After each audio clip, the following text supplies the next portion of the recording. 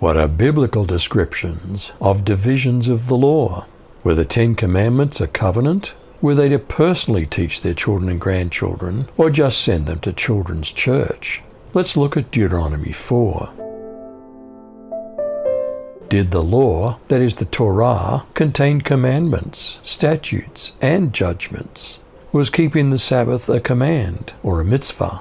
Was letting animals also rest a statute, or a chok? Was punishment when people broke the Sabbath a judgment, or a mishpat? So now, O Israel, listen to the statutes and the judgments which I'm teaching you to do, so that you may live and go in and take possession of the land which Yahweh, the God of your fathers, is giving you. You shall not add to the word which I'm commanding you, nor take away from it, that you may keep the commandments of Yahweh your God, which I'm commanding you. Your eyes have seen what Yahweh has done in the case of Baal Peor.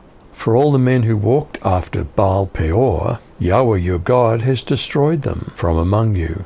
But you who clung to Yahweh your God are alive today, every one of you. Were they oppressive laws, or filled with wisdom and understanding? See, I've taught you statutes and judgments, just as the Lord my God commanded me, that you're to do these things in the land where you're entering to take possession of it. So keep and do them, for that's your wisdom and your understanding in the sight of the peoples who will hear all these statutes and say, surely this great nation is a wise and understanding people. For what great nation is there that has a God so near to it, as is the Lord our God, whenever we call on him? Or what great nation is there that has statutes and judgments as righteous as this whole law which I'm setting before you today? Are parents responsible to teach their children and grandchildren all week long, or just shuffle them off to children's church once a week? Only be careful and watch yourselves closely, so that you don't forget the things your eyes have seen, or let them fade from your heart as long as you live. Teach them to your children and to their children after them. Remember the day you stood before the Lord your God at Horeb, when he said to me, assemble the people before me to hear my words, so that they may learn to revere me as long as they live in the land, and may teach them to their children. What was the Old Covenant? Was it the 10 Commandments or words? Then you came near and stood at the foot of the mountain, and the mountain burned with fire to the midst of heaven, with darkness, cloud, and thick darkness. And the Lord spoke to you out of the midst of the fire. You heard the sound of the words, but saw no form. You only heard a voice. So he declared to you his covenant, which he commanded you to perform, the 10 Commandments, or words. And he wrote them on 2 tablets of stone. And the Lord commanded me at that time to teach you statutes and judgments, that you might observe them in the land which you cross over to possess. If Israel made statues of 2 covering cherubs over the mercy seat, is it wrong to make icons? Or is the point not to bow down to and worship those sculptures? But be very careful.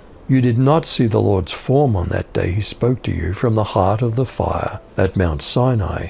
So don't corrupt yourselves by making an idol in any form, whether of a man or of a woman, an animal on the ground, a bird in the sky, a small animal that scurries along the ground, or a fish in the deepest sea.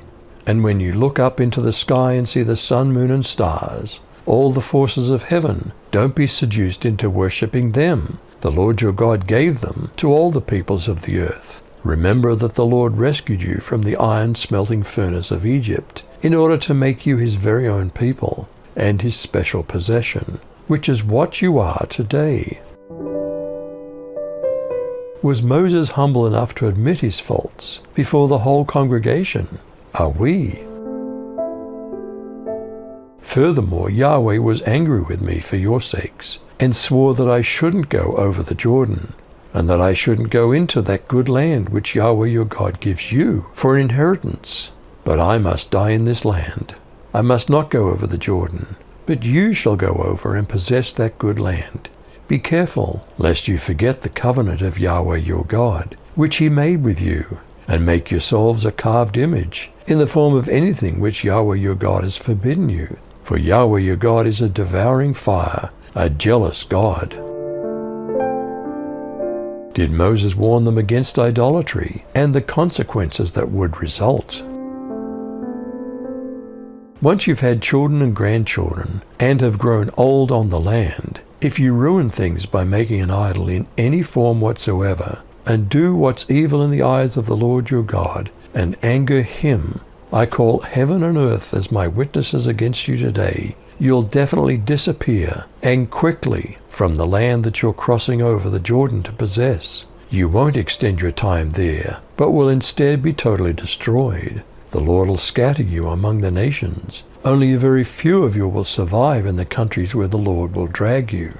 There you will worship other gods, made of wood and stone, by human hands, gods that cannot see, listen, eat, or smell. Would God show mercy to future generations if after punishment they repented? In all of your troubles, you may finally decide that you want to worship only the Lord, and if you turn back to Him and obey Him completely, He will again be your God. The Lord your God will have mercy. He won't destroy you or desert you. The Lord will remember His promise, and He'll keep the agreement He made with your ancestors. What nation in history has been rescued from slavery with such great miracles as Israel? For ask now of the days that are past, which were before you, since the day that God created man on the earth, and ask from one end of heaven to the other, whether such a great thing as this has ever happened, or was ever heard of. Did any people ever hear the voice of a God speaking out of the midst of the fire, as you've heard, and still live? Or has any God ever attempted to go and take a nation for himself from the midst of another nation, by trials, by signs, by wonders, and by war, by a mighty hand, and an outstretched arm, and by great deeds of terror, all of which the Lord your God did for you in Egypt before your eyes? Why was Israel shown such mighty wonders by God? You were shown these things so that you would know that the Lord is God. There's no other besides Him. He let you hear His voice from heaven to instruct you. He showed you His great fire on earth, and you heard His words from the fire. Because He loved your fathers, He chose their descendants after them, and brought you out of Egypt by His presence and great power, to drive out before you nations greater and stronger than you, and to bring you in and give you their land as an inheritance, as is now taking place. What were they expected to do after witnessing such things? May you acknowledge and take to heart this day that the Lord is God in the heavens above, and over the earth below. There is no other God. May you observe His statutes and keep His commands that I'm giving you today, so that life may go well for you and for your descendants after you. That way you'll live a long life in the land that the Lord your God is about to give you permanently. What were the 3 cities of refuge on the east side of Jordan? Then Moses severed 3 cities on this side Jordan toward the sun rising, that the slayer might flee there, who should kill his neighbor unawares, and hated him not in times past, and that fleeing to one of these cities he might live, namely Bezer in the wilderness, in the plain country of the Reubenites, and Ramoth in Gilead of the Gadites, and Golan in Bashan of the Manassites. What law was about to be repeated as Israel entered the land? Now this is the law which Moses set before the sons of Israel. These are the testimonies and the statutes and the judgments which Moses spoke to the sons of Israel when they came out from Egypt across the Jordan, in the valley opposite Beth Peor, in the land of Sihon, king of the Amorites, who lived at Heshbon, whom Moses and the sons of Israel struck down when they came out from Egypt. And they took possession of his land, and the land of Og, king of Bashan, the 2 kings of the Amorites, who were across the Jordan to the east toward the sunrise, from Aroer, which is on the edge of the valley of Arnon, even as far as Mount Sihon, that is Hermon, with all the Arabah across the Jordan to the east, even as far as the sea of the Arabah, at the foot of the slopes of Pisgah.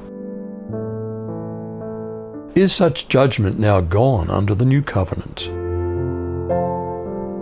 Therefore no one is to act as your judge in regard to food and drink, or in respect to a festival or a new moon, or a Sabbath day, things which are only a shadow of what's to come, but the substance belongs to Christ.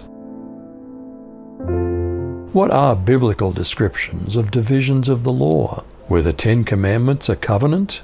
Were they to personally teach their children and grandchildren, or just send them to children's church? You decide.